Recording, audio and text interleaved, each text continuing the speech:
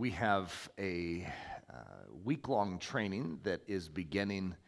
Technically, it began yesterday, but this is the first daily Thunder session. Some of these students that are sitting in front of me right now have never even heard a Daily Thunder episode. So could you imagine what it would be like to arrive at episode number 25 in a series, and it's like the first one you guys have heard? But I don't know what this is. Nathan, do you know how many episodes we've had in Daily Thunder so far? It's like 860s, somewhere in there, right? So you've missed out on a lot if you haven't ever heard Daily Thunder. But Nathan and I are both going through a series in the summer and the fall training season. And so, I'm doing Mondays, Wednesdays, and Fridays, and Nathan's doing Tuesdays and Thursdays. His series is called Soul Drift, so you guys will be able to hear that tomorrow. Mine is called Spiritual Lessons from World War I. And right when you think you're not interested in war, which is sort of like me, I wouldn't naturally think I would be interested in war, but I'm extremely interested in war. I'm not a war sort of guy. I'm not a guy that wants to pick up a gun and shoot someone. And yet, I have a tremendous fascination in war. Why? Because I'm in the midst of one. My life is in a front lines position, and I have bullets whizzing by me constantly. I have shrapnel in my shoulder. I'm like, God, what's going on? And I am extremely fascinated in war because it helps give language and understanding to what I'm dealing with in the spiritual side of things. And so I went through back in 2020 in the midst, I don't know if you guys remember 2020. I know it might have been blocked out by now, but I went through, even right before the COVID weirdness started, I had started a series called Spiritual Lessons from World War II. And during that weirdness, I was going through this series called Spiritual Lessons from World War II, and it was profound how it paralleled the meltdown of culture and how the powers of evil will swing in to try and take up space. It was very interesting.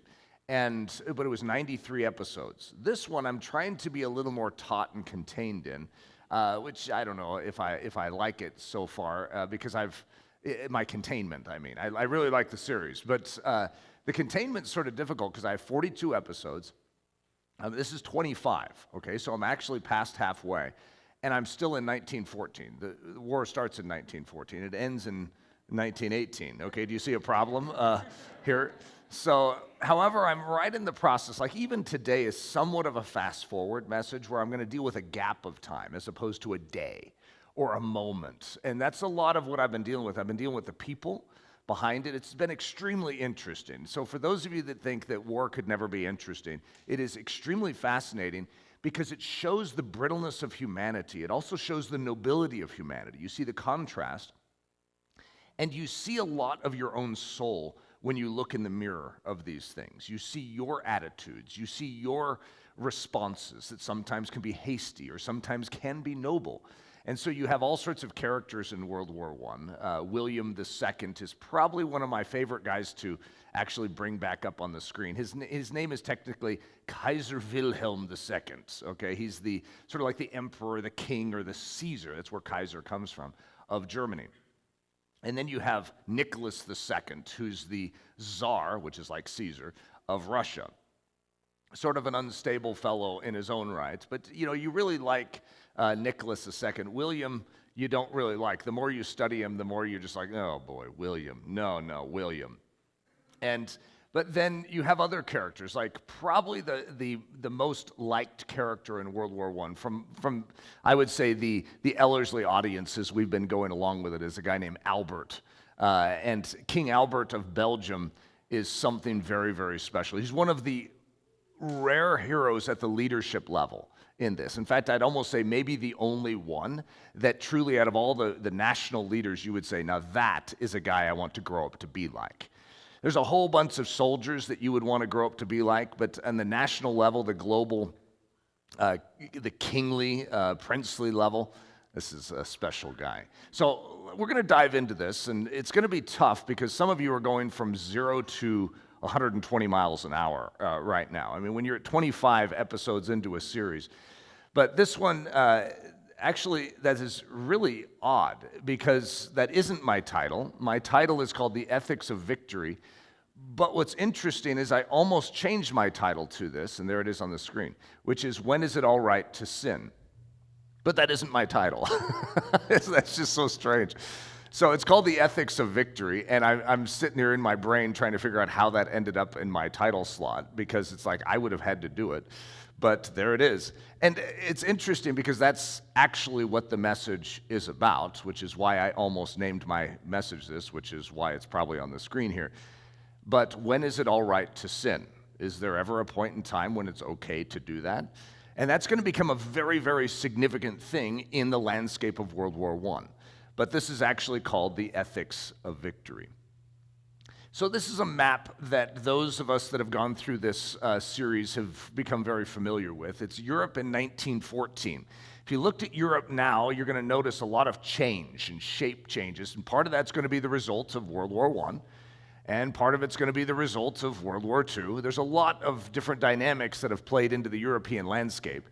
The middle countries, the reddish purple ones, those are going to be called the Central Powers or the Triple Alliance.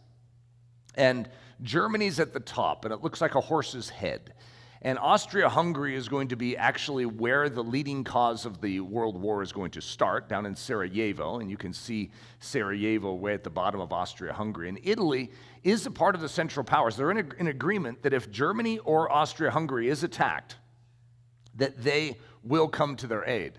However, Italy is not going to come to the aid of Germany and Austria-Hungary in World War I. And the reason is because it's not Germany and Austria-Hungary being attacked, it's them attacking. And as a result, they will use their loophole and sneak out of World War I in that sense from joining the Central Powers. The blue countries are what are called the Triple Entente. And Germany has a fear. They have a phobia, and it's a very real thing to them. And that is that they feel encircled. And, you can understand. On one side is their mortal ally, France, and on the other side is Russia, who used to be their friend. But Kaiser Wilhelm has poked Nicholas II in the eye, and Nicholas II and the rest of Russia are not too happy with them, and they've sided against Germany. And so Germany feels like they're being encircled, which is going to be one of the leading causes of World War I. And the United Kingdom is going to join in, and that is a result of a very specific action that Germany is going to take. So I'm going to walk through this is like a hyper-speed version to catch us up. That stars in a place called Sarajevo. A Serbian terrorist named Gavrilo Princip is going to come to Sarajevo, and the Archduke Franz Ferdinand is going to be shot. And that is going to trigger all sorts of events. And Austria-Hungary is going to declare war on Serbia. Now, when that happens, Serbia has a treaty with Russia. So Russia sort of takes care of Serbia as its little brother. And so when Austria-Hungary declares war and attacks Serbia, then Russia mobilizes. They didn't declare war, they just mobilize. When Russia mobilizes, Germany's phobia awakens at the highest level, and they feel like this is the hour for their move. They have been planning this move for decades. It's called Der Tag, the day.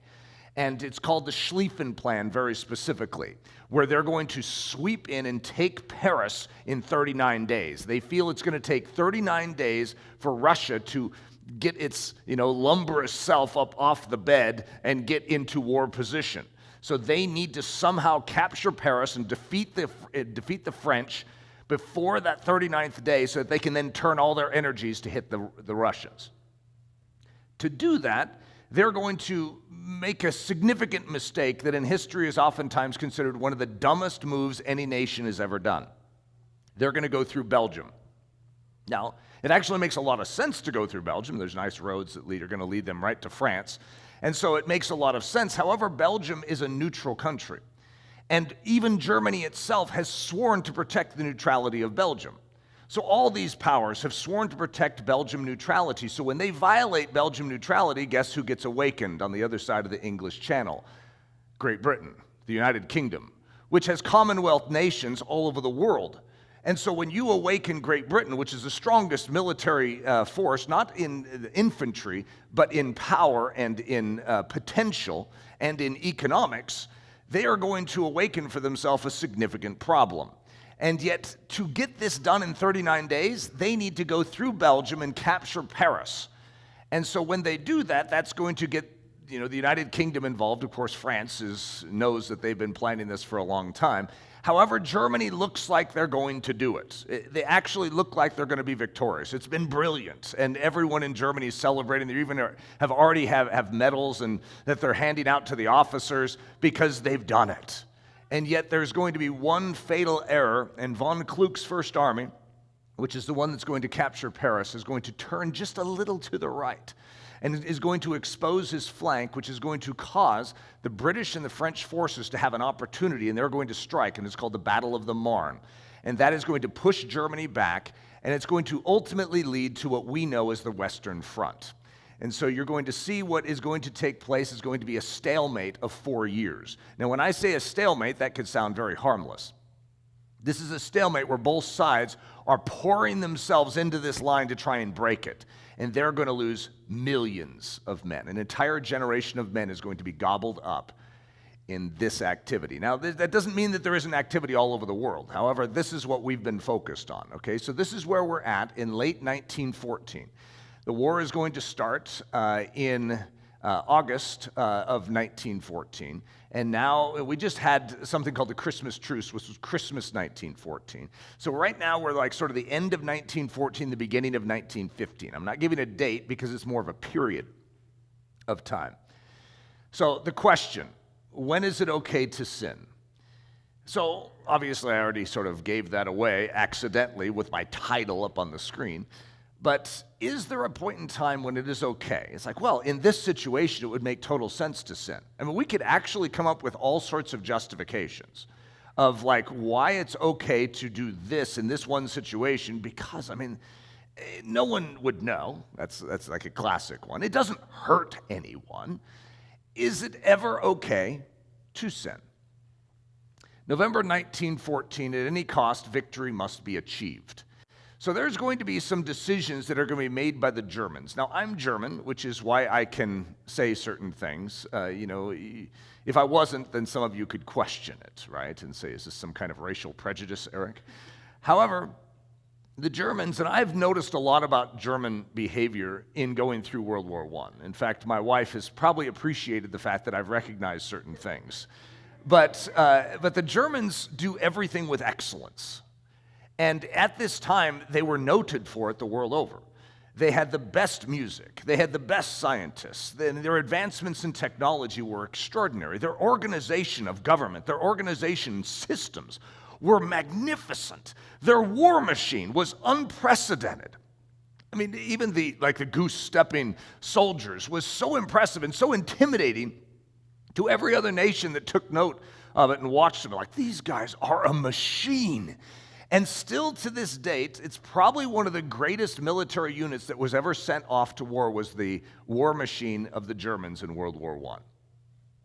And so I think it was H.G. Wells that said something like, the Germans are the best of people and the most evil. And it's because they have this odd quality, and that is their militarism, is the way it would have been called back then. But it's sort of like this. It's like they think that they're right. And it's sort of hard to argue. Everything they do seems to work, right? And so they have this thing called Kultur, culture. And the German culture is the premier culture, and every other nation should bend to that, should acknowledge that, and should become like us.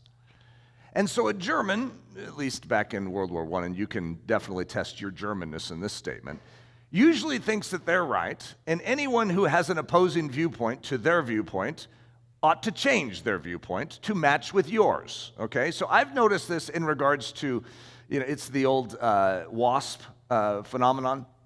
When the wasp comes zooming around, buzzing around, that, you have the different methods of handling it. And my method is to stay still and ignore it, okay? That was what I was taught by my dad, and that bee has no interest in you, right? And so you're just supposed to stand there and let it, even if it crawls around in your face, like just ignore it, it'll go away. And, my family doesn't always agree with my stay stiller mentality, and I get sort of upset with them for moving around and running around and yelling and screaming and doing those things. Like, guys, just stay still. And I've recognized that it's a very German quality, because I think that my method of handling bees or wasps is the best method, right?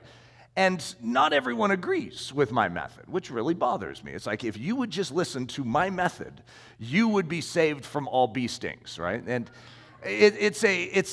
maybe it's just a German quality. And so Leslie and I have been joking that I could probably use a little more Jamaican in my German, and it would probably help me a lot, because I can be very, very intense. With my own soul, it's really good, like straight line when I'm mowing. A nice edge to the lawn, a nicely coiled rope or hose. There's things that you have to admire, and it's a wonderful quality. However, when you try and then press it upon everyone around you, that everyone else should have the same thing, that's the vulnerability of the German. And that's exactly what we're going to see here. The Germans are very motivated to win this war. They're the ones that are technically going to start the war, even though they're going to try and claim that they didn't, right? They're the ones that actually want, and they've been planning this for decades. Der Tag, it's even called the day. And they're going to go on the offensive. They're going to try and take Paris. They're going to fail.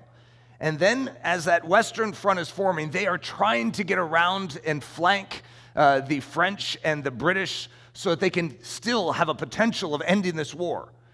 And the question is, if you have the possibility of winning a war or losing a war, what are you willing to do to win the war? Because if your value system is all based around winning the war, then what are you willing to do to win that war? And the Germans are going to come to the conclusion that it's win at all costs. So in 1899, remember we're in 1914, there's going to be something called the Hague Conference. And the Hague Conference is going to be actually called by Nicholas II. He's the Tsar of Russia. And so all these major nations are going to come together. And they're going to discuss the ethics of war. And they're going to discuss all this new technology that is being developed and what we're supposed to do with it. And they're going to cover, so many interesting things. And so if you study the Hague Conference of 1899, there's going to be another one in 1907. I think there was another one that was supposed to be in 1915, but they canceled it because they were in the middle of a war, ironically. And so this is going to define the ethics of war. So I'm just going to mention 4 things that they came to in that. Now, there's a lot more. However, I'm purposely picking these 4. So the Germans are going to agree. And so I'm going to almost speak like a German here. We agree regarding our behavior toward neutral countries during a time of war. It's a very specific agreement of how you handle neutral countries. We agreed to not use asphyxiating gases as a weapon. We agree regarding naval ethics. We will declare our intentions of hostility to a passenger ship prior to attack. It's always been naval etiquette that if you're going to bomb a passenger ship, during a time of war, that you at least forewarn them, we're about to bomb you. And then they can get in their lifeboats and scurry away, and then you can sink the ship. But at least you show honor and respect to these passengers. They're not combatants, right? And then we agreed to not use modern flying devices, that's what they were called, modern flying devices, to bomb civilians in enemy territory. Because they had these dirigibles, they had these zeppelins, these balloons that were being invented. This is at the same time that planes are being invented, but they were, where they weren't that impressive at the time. And, but hey, if you were to attach a bomb to that, someone could just drop it. And so, hey, we need to discuss this, guys. This is 1899. They're trying to figure out what to do with flying devices, right? And so the Germans are going to agree to all of this. And it just makes sense. This is honor. This is a code of conduct. And never before in history had there really been a code of conduct. There was chivalry. There was an understanding of what a white flag meant. In other words, there was various agreements, almost like gentlemen agreements, but this is like formal agreement where we're going to actually sign our name and say if we ever went to war, we would honor these things. Now, 15 years later, that's all being tested. German desperation. We must break these agreements, and we must break them now. What's the good of an agreement if the first time it's tested, you just throw it to the wind? We're literally just a couple months into the war. In fact, the very first step of the war is Germany invading Belgium, which is a neutral country. And then they expected Belgium to just stand aside because the most powerful military in the world is coming through their streets, and Belgium is diddly squat. They have no military. Why would you need a strong military if you are a neutral country and all the other nations have sworn to protect you. And so they have a military, and they're going to bring out their military, and they're actually going to say, no, you're not allowed through here. This is an illegal trespass. And the Germans cannot believe the Belgians have the audacity to stand in their way. So they start bombing Belgium, and it's called the Rape of Belgium. It didn't go down in history very well for the Germans. In other words, their PR department really stunk it up in that one, because that's what's ultimately going to awaken the ire of the world, including the United States, which does have a ton of Germans in it. So everyone in America is inclined to side with Germany, at least a big percentage, like, hey, that's our homeland, yay, go. Except for this was a really tough one to swallow. It's like, what am I supposed to do with that? So do ends justify means? It's a critical question for your soul. You may not be leading a nation. You may not be in the position to make a choice of whether you should use asphyxiating gases or use a dirigible or a Zeppelin to drop a bomb. This isn't the type of decision-making you and I are making, but we're making decisions all the time in our soul of how we handle the resource we do have, the time we do have. If you get the right outcome, does it matter how you get there?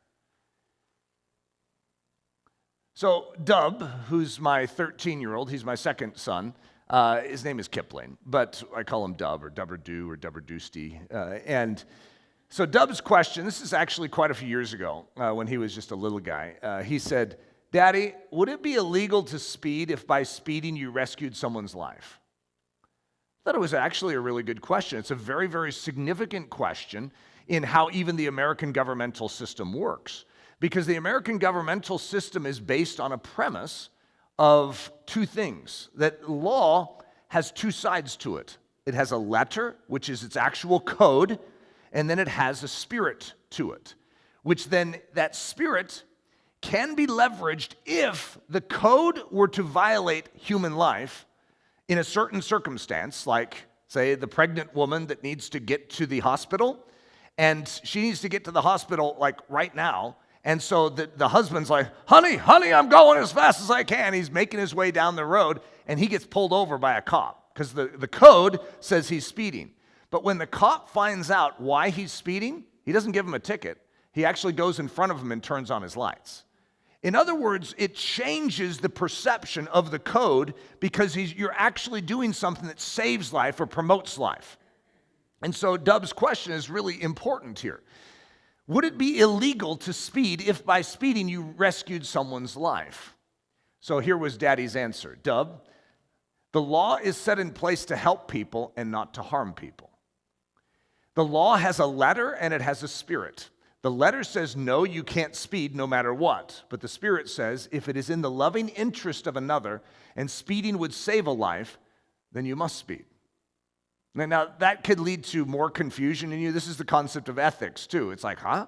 How could I violate the law and somehow fulfill it at the same time? When the law turns on its sirens and escorts you down the interstate. So there's certain situations where the law actually is going to turn on its sirens and say, no, this is a situation where you can actually violate, and it wouldn't be called violating. The pregnant woman needing to get to the hospital, the illustration I just gave. The Ten Booms, this is Corey Ten Boom, Betsy Ten Boom, Casper Ten Boom, when they're going to actually hide Jews in their house. And then the Gestapo is going to come to the door and ask if they have Jews in their house, and they say no. That's a unique tension for all of us as believers. It's like, are you allowed to say no if the answer was really yes? But if your no is actually preserving life, those are tough ones, right? Brother Andrew smuggling Bibles. It's very clear that it's illegal to smuggle Bibles. The law, the code in Russia, in the Soviet Union at this time, is going to say, no, we do not want that in our country. And Brother Andrew is going to smuggle Bibles. I mean, can you believe he did that? Amy Carmichael is going to rescue girls that are being dedicated to the Hindu temple for child prostitution. In other words, the code of the Indian culture was being violated by Amy Carmichael so that she could preserve life. David eating the showbread. It's a classic illustration that even Jesus is going to leverage in the New Testament. That showbread is not for David. That's for the Levites. And yet David, in a situation where he is fleeing for his life, is actually going to eat the showbread. and it was not considered a flaw. And so it's like, what? How does that work? Jesus healing on the Sabbath. There's this perception of the codified law, and yet Jesus is going to say, what is the Sabbath even for? What is the law even for? It's to protect and preserve life. And so if the Sabbath is there to bring life, then doesn't it make sense that if life could be given on the Sabbath, it would be, even if it appears to violate the law? An ox in the ditch, a sheep in a pit. It's one of the classic statements that our family would say, like when you're working on the Lord's Day. It's like, are you supposed to be working today? It's like, well, I have an ox in the ditch. And that was like, and then it seemed like there was a lot of oxes in the ditches in your life. It is lawful to do good on the Sabbath. It is lawful to do that which is more excellent always. So at the end of 1 Corinthians 12, as it's prepping us to hear 1 Corinthians chapter 13, Paul is going to say, I'm going to show you a more excellent way. And that is the word hyperbole, which is where we get the word hyperbole. It's not just a little better. This is far superior way. And that is going to be introduced to us as love. And when you are functioning in love, that actually trumps everything else. That is the superior command. That is the command that is over all the other commands. Galatians 5:18 and then verses 22 through 23. If you are led by the Spirit, you are not under the law. The fruit of the Spirit is love, joy, peace, long-suffering, kindness, goodness, faithfulness, gentleness, and self-control. Against such, there is no law. And so it's like the trump card in cards, where no matter what someone plays, like, oh, wow, ace of clubs. Yeah, but trump is hearts this time, and you have even a two of hearts, and you can defeat that ace of clubs. And that's love. Love is going to trounce, as far as value system-wise, the law. The law has a value, and it creates a sense of righteousness. However, it's meant to lead you ultimately to that which fulfills righteousness, which is Jesus Christ, which is love. And so what we see is the work of the Spirit is going to function at an elevated level. There in the Bible, we could call it the strange blamelessness, and that is, as Jesus is going to reference in Matthew 12:5, or have you not read in the law that on the Sabbath the priests in the temple profane the Sabbath and are blameless? In other words, they are doing the work of God, and yet they need to do it on the Sabbath, but isn't it a violation of the Sabbath? And so even though they are going to seemingly profane the Sabbath, they are actually blameless because what they are doing is of a higher order. And this is a tough balance that we all deal with in our life, is this making of decision of how do I live my life? Because we can easily come under the code of law, but we want to function under the law of love. Love is the higher command. Love is the commission to our soul. They violate a letter, but not the Spirit. And in heeding the Spirit, they fulfill the law. So when we heed the Holy Spirit, which is the Spirit of love, then we ultimately are fulfilling God's purpose for the law. What fulfills the law? What satisfies righteousness? What truly brings glory to God? This is important. Leviticus 19:18. This is what is ultimately going to be referenced by Jesus. He's going to say, you shall love your neighbor as yourself. I am the Lord. Of course, before that, he's also going to be talking about love the Lord your God with all your heart, soul, mind, and strength. And so, but this, loving your neighbor as yourself, is a very, very critical dimension of what is the design of the Spirit's work in us. As believers, this is what God is doing. And so as a result, we don't actually have to reference back to just commands in the Old Testament. We actually have a higher command now as believers, and that is to love.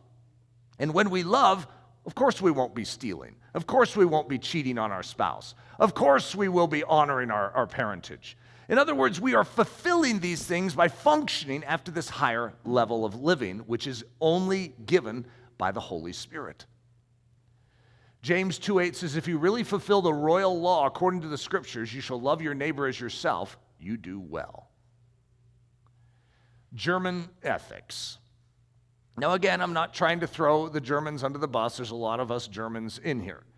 However, it's very interesting to see how you can justify your behavior, because this is going to be almost the flip of everything I've talked about so far. Because is there ever a point in time when it's okay to sin? And I would say, in a very simple sense, no. And now, there are times when it may look as if someone, like Jesus may have looked like he was sinning when he was healing on the Sabbath, when in actuality he was fulfilling all righteousness. That's the whole point of the Sabbath. And so as a result, what may look like an answer, like, well, I mean, look at what Jesus did. Look at David eating the showbread. Look at the priests in the temple. They're profaning the Sabbath. They're sinning. When in actuality, they're fulfilling the purpose of their design.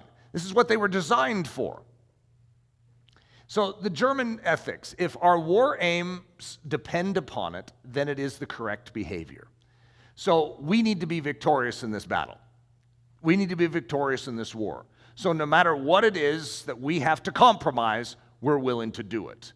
Now, I'm going to set some contrasts here so you can sort of see the distinction between what I'm saying is like Jesus healing on the Sabbath and what the Germans are going to make a decision to do.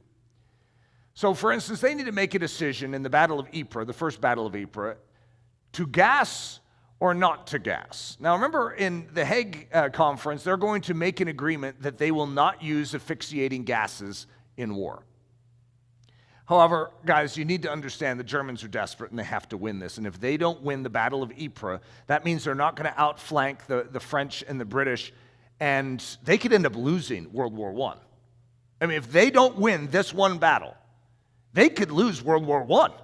Do you understand the significance of this? Now, some of you are like, they lost World War I. Hey, no spoiler alerts.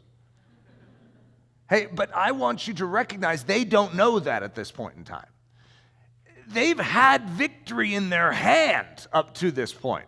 Now they've lost it, and now they can gain it back, but they're going to have to compromise. But the ends would be victory for Germany, and Germany has a superior culture. We are a better people. Can't you see how World War II is going to grow out of this? That is the entire mindset that is going to continue to curdle inside of the Germans. And of course, Nazism is the preeminent picture of a superior race. And yet you see the foundling versions of it in this.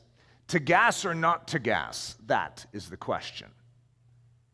Is there ever a situation where it is appropriate to use asphyxiating gases on your enemy? Okay, there's a good ethical question for you. First of all, they've already agreed to not do it, right? But victory could be had if we use it. So here's this is a British private who is in this battle who is going to experience the Germans asphyxiating gases. Suddenly, over the top of our front line, we saw what looked like clouds of thin gray smoke rolling slowly along with the slight wind. It hung to the ground, reaching to the height of 8 or 9 feet, and approached so slowly that a man walking could have kept ahead of it. Now, up to this point, no one would have dreamed that gases would be used. I mean, it's like inconceivable that a nation would ever do this to another nation. It is a form of barbarism. It's a form of evil that is incomprehensible. And yet the Germans are desperate. Gas! The word quickly passed around. Even now it held no terror for us, for we had not yet tasted it. From our haversacks we hastily drew the flannel belts, soaked them in water, and tied them around our mouths and noses. Suddenly, through the communication trench came rushing a few khaki-clad figures. Their eyes glaring out of their heads, their hands tearing at their throats, they came on. Some stumbled and fell and lay writhing in the bottom of the trench, choking and gasping, whilst those following trampled over them. If ever men were raving mad with terror, these men were. Our biggest enemy was now within a few yards of us in the form of clouds of gas. We caught our first whiff of it. No words of mine can ever describe my feelings as we inhaled the first mouthful. We choked, spit, and coughed. My lungs felt as though they were being burnt out and were going to burst. Red-hot needles were being thrust into my eyes. The first impulse was to run. It was one of those occasions when you do not know what you are doing. The man who stayed was no braver than the man who ran away. We crouched there, terrified, stupefied. What you're going to see in World War I is you're going to see the Germans step beyond the territory or the boundary that they were supposed to keep. But they're desperate. You can understand it, can't you? And especially if you try and think like a German, we could lose this thing. And if we lose it, we're going to be blamed for it, which means they're going to devastate our country. We're going to lose everything, guys. We need to do whatever it takes to win this war. We're desperate. Bring out the gases. To release the U-boats or to not release the U-boats? That is the question. Now, all these countries had U-boats. In fact, the British and the French had more U-boats than the Germans. However, 5 minutes into this entire war, Germany was already blockaded by the British Navy. And so all of their boats were already sort of stuck in one spot and they couldn't even get out. So as a result, the British and the French had no use for their U-boats. What are they supposed to do? Who are they supposed to shoot down? And yet the Germans had U-boats. This is submarines. And at this time, there was no sonar type of radar that could discern the presence of submarines. So truly, it was the mysterious underwater attack. And yet, naval code said what? Remember the ethics of the naval battle? Is if you're going to hit something, especially a passenger vehicle or a merchant vehicle, you need to first declare your presence. Well, so what do the British and the French do? They hide guns on their passenger ships and on their merchant ships so that when the submarine sticks its head above the water and says, hey, we're just about to destroy you, then they take out their gun and start shooting the submarine. So what are the Germans saying? This is ridiculous. We could destroy them. We could destroy all their merchant shipping. We could scare everyone in the Atlantic right now and let them know that we're boss. All we need to do is break our agreement. We need to allow our U-boats to do what our U-boats can do. I mean, they have the tool. They could win this war. I mean, they can taste it. If they use their U-boats, they could actually win this war. And they do. They use their U-boats, and they make a massive mistake. And it's called the sinking of the Lusitania. This is one of these, like, Titanic. It truly was. It's like the equivalent of the Titanic. It's this massive passenger ship that goes across the Atlantic from the European continent back to America. There's 128 Americans on this. Now, if there's one thing the Germans don't want to do, it's awaken America. America's sucking its thumb. They're stuck in their problems with Mexico, and they have their own issues, right? And they're distracted, and the Germans want to keep them distracted. However, when they shoot down the Lusitania, there's a whole bunch of Americans that can't quite figure out why Germany just did that and how they're getting away with it. And so the pacifist Americans that don't want to have anything to do with what's going on in Europe suddenly are a little interested in what's going on in Europe. And so President Woodrow Wilson, who was the president at the time, is going to basically make a threat. If you continue to use those U-boats and you take down passenger vehicles, if you kill one more American, you take any of our merchant ships out, then we may do something. Woodrow Wilson doesn't like war, so he's struggling to know how to create a threat, and he doesn't want to fight anyways. To bomb the home front or not to bomb the home front? See, the home front really didn't exist until World War I. There was always, you have the Western Front where you have two parties that are hitting, and so the front of battle is the point of contact. And a home front is sort of invented here, where you have all these factory workers, you have all these people that are like making munitions, and they're sewing uniforms, they're doing things, and this whole spy network back here. I mean, Great Britain is really fun to study when you study the spy network and all that they have going. However, that's going to become a threat, and they're going to realize all these manufacturing plants, that's actually just as dangerous as what's going on at the front. So the Germans have these balloons, these Zeppelins, and it's like they know what they signed at the Hague Convention, but hey, throw out the Hague Convention. This is an issue of life or death. What's the good of the Hague Convention anyways? Isn't that the funniest thing? Why would you sign all this stuff if by the time, when you get into war, you're like, well, what, I'm going to lose the war because I'm going to honor the Hague Convention? You can sort of understand. If you're a German, you're going to say, wait, well, we either win this or lose this. I want to win this thing. And if we lose it, very bad things could happen. So to bomb the home front or not bomb the home front, so they're going to attach bombs to their dirigibles, their big flying balloons, and they're going to fly over London and drop them. And they're trying to, quote unquote, hit manufacturing plants. But the accuracy of these things is about, like, if you could hit London, you'd be doing well. So what's going to happen is they're going to kill civilians. You know, you could just sort of feel, Germany, it seems to step on its own toe time and time again in this war. Their public opinion stinks. Okay, their entire operation. I mean, if you heard all the things they did when they went through Belgium, they're going to exert group punishment for things when they're going through Belgium. So someone, as they're passing through a town, some little kid, shoots a BB gun at the Germans, and so then the Germans turn and that whole town gets executed because one person. It's group punishment, and hey, yeah, it does work, and everyone is scared to death of the Germans, and the Germans are going to gain a reputation of brutality in all of these things, and I can sort of understand why. So, wait a minute. So there's a picture. Now it's a painting, okay? It's not like you can really capture a photo of this in 1914, and this is in 1915 here. But they're bombing with their balloon, London.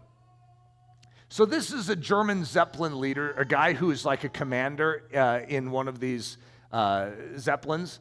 And he doesn't really like the fact that he's being called a baby killer. And he's bombing the home front. First of all, this is a violation of the Hague Treaty. And so he's trying to work on his response to this. So he's writing home to his mother, and he's working on his argument. We who strike the enemy where his heart beats have been slandered as baby killers and murderers of women. What we do is repugnant even to us, but necessary, very necessary. Nowadays, there's no such an animal as a non-combatant. Modern warfare is total warfare. A soldier cannot function at the front without the factory worker, the farmer, and all the other providers behind him. You and I, Mother, have discussed this subject, and I know you understand what I say. My men are brave and honorable. Their cause is holy. How can they sin while doing their duty? If what we do is frightful, then may the frightfulness be Germany's salvation. All right, so I'm not sure how you're landing in your soul on these things. However, we have a subtle propensity to behave this way in our life. Okay, not at the grand scale that we see here. I doubt many of you have been in a big balloon flying over a major city and bombing it, right? This isn't probably the behavior that you're being caught red-handed with. However, there's subtleties. There's things that in the Hague Convention are off limits, and you should not participate in them. And yet, in your life, for convenience sake sometimes, or just even pragmatically speaking, it's like, this is ridiculous. Why would I hinder myself in this situation? And yet, there is an honor that is necessary, not just in human relationship, but in God relationship. And there's a reason why God has set up our lives the way He has and given us a framework of living. And the key question that we have is, to accomplish something good and noble, what is our allowance in making decision, and how do we make decision? Because I want to fulfill my end. I want to live well for God, but to live well for God, sometimes I need to violate other things, don't I? So here's a great illustration that isn't very fun for me to share, but Eric speeding to the meeting. So I have been known to have a heavy foot on the pedal. Leslie has bragged to me that she has never gotten a ticket, a speeding ticket. And why would she say that to me? Because I have. And I've had quite a few. Now, I don't want to say quite a few. It makes it sound like I've had 20. But it could be 5 to 7, over the years. Okay, now, God has actually worked on me in this arena, because in my mind, in a strange sense, it sort of is father to son. It's probably a descendancy issue where my dad would say things like, well, police won't pull you over if you're like less than 10 miles over the speed limit, in your speed. Even on the driver's test, they have a question. It's a trick question. And they'll say things like, is it okay to drive 10 miles over the speed limit? I'm like, true. And like, because, there's a certain unspoken thing, maybe it is spoken, but, that we know, what the buffer is. And so then you don't just have that buffer, but then you have your own buffer that you throw in there, but it has reason behind it. For instance, one of my key things in my life is I want to honor people by being on time. So in college, I was called in missionary school, I was called PTM, perfectly timed man. And there's a reason why I could be a perfectly timed man, and it's because I speed, right? In other words, there's ways to make up gaps. There's, it's like, okay, I have to be there in 10 minutes, that's a 20-minute drive. And so when you do that, it's under the banner. For me, I'm doing it because I love someone. That's in my mind. And yet I'm also violating something else in the process of trying to be honorable there. And so it creates this tension inside of me that I'm just going to get down to brass tacks. For me, the issue is to obey the laws to the degree I can and to trust God with the outcome, as opposed to violating them under a justification. In other words, unless that authority in my life, which in this case could be like the legal code for driving speed limits, in whatever municipality or county or state that I'm in, but to show honor for that, and if I'm late, to call, to text, to let someone know, look, I'm running 5 minutes late. I just hate to be late. I do not like that. It goes against my grain. It goes against my makeup. And yet, though I want to justify it, to say, that's okay. I want to submit to this. Now, this all comes out in this story. And that's why I say always start with obedience to authority. Okay, so I am in the state of Oregon in a hotel. I think I was speaking there or something, and Leslie's with me. And I was looking on the map. I'd been on the phone with someone. We're going to have dinner with them, and they're in the state of Washington. And so they had said, yeah, we're at exit 8. And so I was figuring, okay, we're exit 12. And the way, in our world, it comes from every exit is a mile apart, right? So I was thinking, okay, that's going to be this many miles up the road. Okay, we could leave at this time. So we start heading out, and I realize that the numbers totally reset at the state border. And now I'm 40 miles away. And I'm immediately in sort of a panic mode because PTM, Eric Ludy, perfectly timed man, is not perfectly timed right now. This is way off. And so I'm really concerned. Now, this is in the days of cell phones at this time. I wish I could make it further back, but it is in the days of cell phones. It is still a long time ago, right? But still, days of cell phones. And so we call, and we got in touch with the guy who was going to meet us at the thing, and I felt really bad. So it's we need to get in touch with him. And so Leslie's talking with him on the phone. She's like, yeah, so we are... it looks like we're a lot further away than we thought. And then I yell into the phone, and I'm like, but we're going as fast as we can. We'll get there as soon as we can. And the guy says, please don't speed. And I go, well, we're going to get there as fast as we can. All right? And he says again, please don't speed. And, he kept saying that, very seriously. It's appreciate your sensitivity, but look, I can't stand having you wait in a park and ride for me too long. So then at a different point in the conversation, it's how will we know, how will we recognize your car? He's like, it's a white car and it says the word dare on the side. It didn't make any sense to me. He's like, dare, okay, what was that?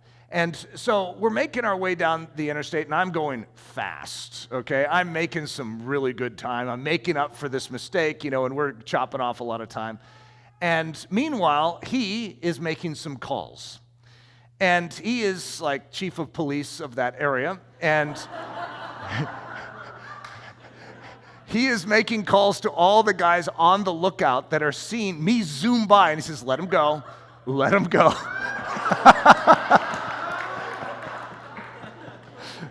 So I pull in, and it's a policeman. I'm like, oh, wow. And then he told me the story. Okay, it gave a tremendous perspective for me that actually I created heartache for him. I'm trying to be respectful for him, and actually I created consternation for him by trying to be sensitive in one area, as opposed to Start with the premise that if God has put you under authority, obey that authority. Start with that premise. If that authority asks you to violate your conscience and what God clearly says, no, you can't obey that. But to the degree that you can obey, always obey. And that includes not just driving, but that includes taxes. It includes various things that we come under, which are very irritating at times, and I get that. However, as far as a rule of thumb, we live in a godly fashion by doing so. And so the Germans are going to violate the very core framework of what I'm talking about, and it's going to go very, very bad for them.